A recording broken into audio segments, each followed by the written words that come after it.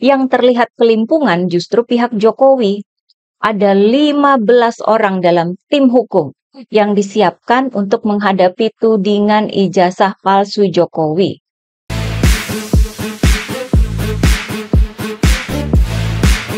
Hai teman-teman, jumpa lagi dengan saya, Nina Nur. Ambyar adalah kata yang sering dipakai oleh Roy Suryo. Sejak dulu ya, saya ingat banget cuitan-cuitannya ketika diarahkan ke Pak Jokowi yang waktu itu masih jadi presiden, biasanya diakhiri dengan kata ambyar. Sampai akhirnya Roy Suryo sempat kepleset lalu ambyar sendiri, sempat menjalani masa tahanan. Tapi itu dulu ya, sebelum Konoha memasuki zaman kegelapan. Sekarang ini sudah beda zaman.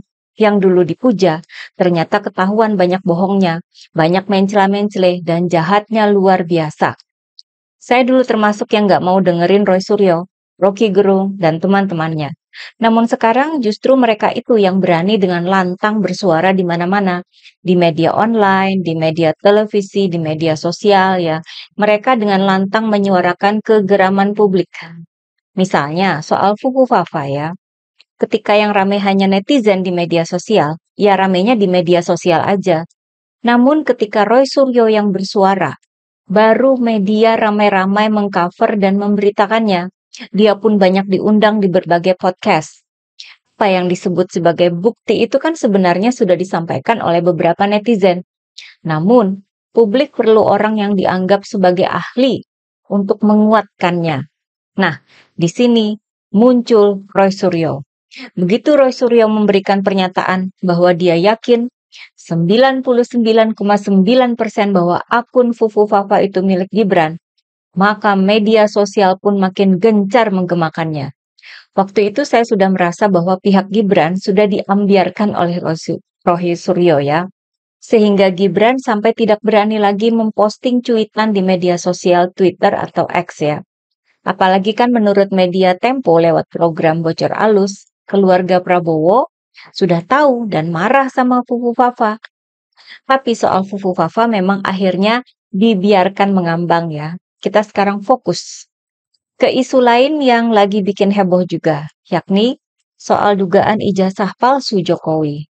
Tuduhan ijazah palsu ini sebenarnya kan sudah ada sejak sebelum zaman kegelapan Konoha ya. Dulu itu didiamkan saja, juga hilang sendiri isunya. Apalagi dari UGM dulu juga sudah ada pernyataan bahwa ijazah Jokowi itu asli. Dulu itu yang menuduh ijazah palsu kan orang-orangnya sedikit dan kurang dipercaya publik kredibilitasnya. Beda dengan sekarang. Sekarang, walaupun pihak UGM sudah memberi pernyataan resmi, bahkan katanya sudah siap membuktikan di pengadilan, itu tetap tidak sanggup memadamkan isu ijazah palsu ini ya. UGM loh. Salah satu universitas terbaik di negara ini, yang masuk dalam ranking universitas global, yang punya banyak mahasiswa asing belajar di sana, yang jadi rebutan dari para lulusan SMA untuk masuk kuliah di sana, yang alumninya itu termasuk Pak Ganjar Pranowo, Pak Anies Baswedan, dan saya sendiri. Iya, saya juga lulusan UGM ya, di mana saya belajar politik ya. Sejauh ini, saya masih memegang pernyataan dari UGM bahwa mereka siap membuktikan keaslian ijazah Jokowi di pengadilan. Ya kita lihat saja, apakah bisa melawan atau mengcounter bukti-bukti yang selama ini seliweran ya di media sosial, termasuk segala pernyataan Roy Suryo yang mendukung tuduhan ijazah palsu. Misalnya, soal foto di ijazah yang katanya bukan Jokowi. Lalu nggak ada lembar pengesahan dosen penguji di skripsi Jokowi. Dan bahwa jurusan yang diambil Jokowi itu tidak pernah ada. Itu beberapa kejanggalan yang sudah disuarakan oleh Roy Suryo dan kawan-kawan. Pak Jokowi sendiri kan pernah memperlihatkan ijazah aslinya pada para awak media di kediamannya di Solo. Itu pertengahan April lalu ya. Tapi para wartawan itu tidak diperbolehkan untuk mengambil fotonya.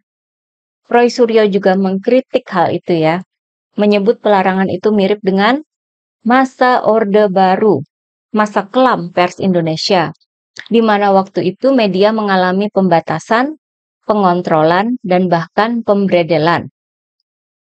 Banyaknya pernyataan Roy Suryo di media Mungkin sudah bikin gerah ya pihak Jokowi dan para pendukungnya. Sudah bisa ditebak ya. Kemudian ada pendukung Pak Jokowi yang melaporkan Roy Suryo ke kepolisian.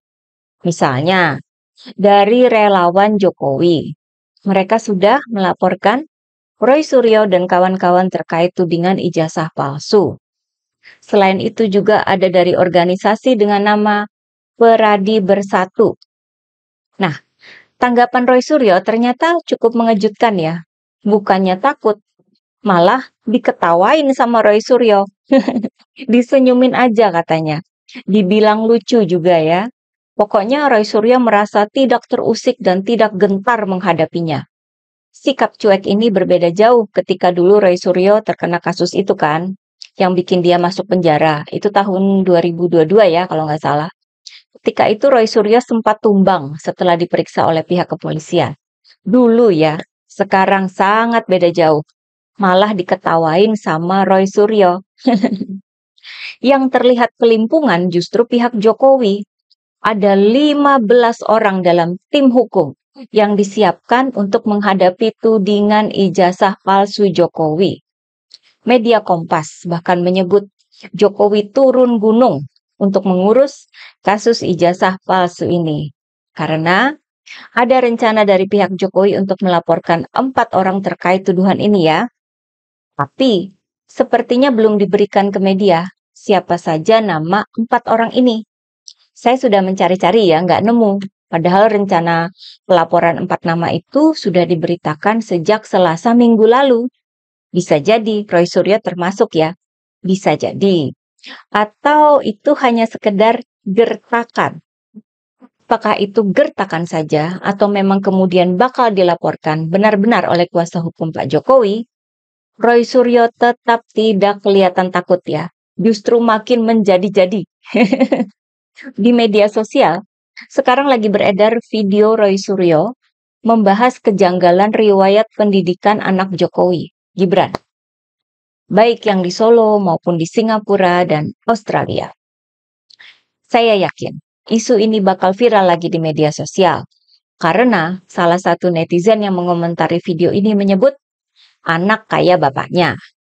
Para netizen juga menyerukan agar Roy Suryo membongkar lebih dalam ya soal riwayat pendidikan Gibran itu. Yang mendukung tambah banyak nih ya. Sikap Roy Suryo yang tidak gentar dan juga santai ketika dirinya dilaporkan ke polisi, ini sangat menarik dari segi politik ya.